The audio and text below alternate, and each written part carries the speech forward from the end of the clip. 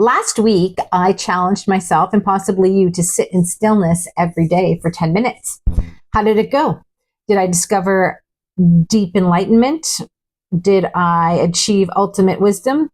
Did I discover just how long 10 minutes can feel? Hi, I'm Tanya, and welcome to another episode of Beyond the Threshold. And this week, we are going to discuss what happens when you sit with yourself.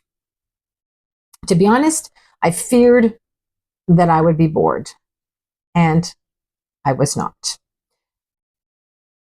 In fact, my brain tended to throw thought after thought after thought after thought at me at the beginning. So by beginning, I mean sort of right when I would sit down for stillness, and also more so the first few days that I was doing this. And that sort of brain dump that was going on day one really disheartened me. The perfectionist in me started arguing with myself about how this is the opposite of stillness. And then I realized, nope, this is your challenge to yourself. This is your process. There's no right or wrong way to do this.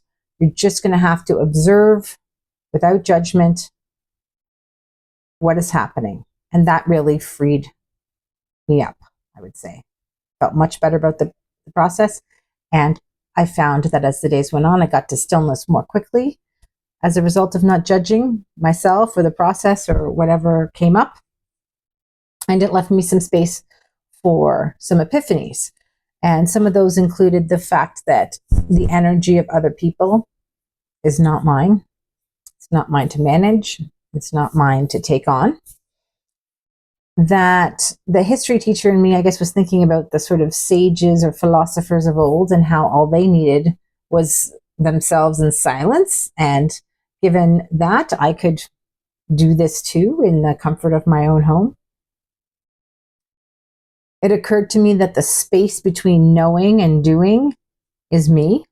And that's something I'm going to want to delve into more deeply. And it also occurred to me that perhaps things that I'd heard or stories that I'd been told that I had discounted or even believed, actually, both ways. I think it works both ways. Perhaps I shouldn't have believed or I shouldn't have discounted, because perhaps it was my interpretation of those things that was wrong. And that really got to me thinking about a lot of things that I now believe or don't believe or have changed my mind about. And then yesterday, I could not tell you what happened in the 20 minutes because I actually ended up lengthening my stillness. I was just blank for the whole 20 minutes, I believe. So perhaps stillness is not just about finding insights or epiphanies. Perhaps it's also just making space for whatever comes up. The brain dumps or nothing at all. So circling back to this boredom that I was concerned about. It's probably not boredom that I was concerned about, and it probably isn't boredom. Like, this is not the first time that I've attempted to meditate, and I have been, quote unquote, bored before by meditating or stillness, which is why I tended in the past to depend on guided meditation to sort of keep me on the straight and narrow. But this boredom might actually be unprocessed emotions. So things we, have stuffed down and not processed, as I talked about in a previous episode. Could be a fear of self-confrontation. What's going to come up? Things that you buried and you'd rather not see or think about, or, things you've done or said, or that kind of thing. Is it restlessness and just discomfort with stillness because we're so programmed not to be still?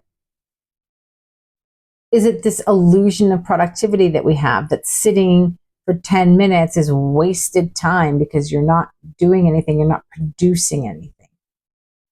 If that's true, if you struggled with this, you're not alone. That is definitely a struggle that many people have.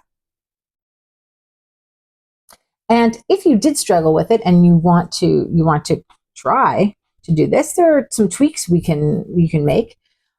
One is going outside. I find that's really, really helpful. I know it's winter here in the north, but looking at the clouds, you can still do that in the winter, even though I love lying on the ground and looking up at the sky through leaves in the trees in the summer and spring.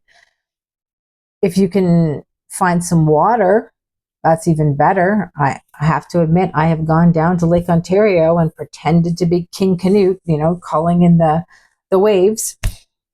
You could add some gentle movement to your stillness, so some stretching or some walking. But again, no podcasts or that kind of thing while you're walking, just walking. You could journal instead. Of course, I'm going to say journaling. And if you find it difficult, you can challenge yourself not to lift the pen from the page, or you can challenge yourself to 3 pages, or challenge yourself to the 10 minutes. You could put a timer on if you want to. I've done all of those things. I found them really good.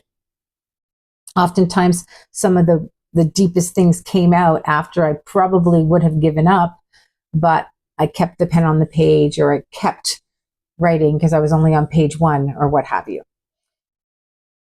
And if you want to sort of block out sounds, you could do that with things that don't have necessarily words. So you could do nature sounds or binaural beats or solfeggio frequencies. Those things are all great. So again, this is about finding comfort with yourself, not punishing yourself. So do what, feels good to you. So speaking of you, did you try it? If so, what happened? Were you bored? Was there resistance? Were there any shifts? Let me know in the comments if you feel comfortable doing so. And if you didn't try it, feel free to try it this week. I'm going to keep doing it because I really liked it, and I think it's going to help me. And hopefully you too, if you want to do it, get beyond the threshold. And I'll see you next week. Thanks for being here.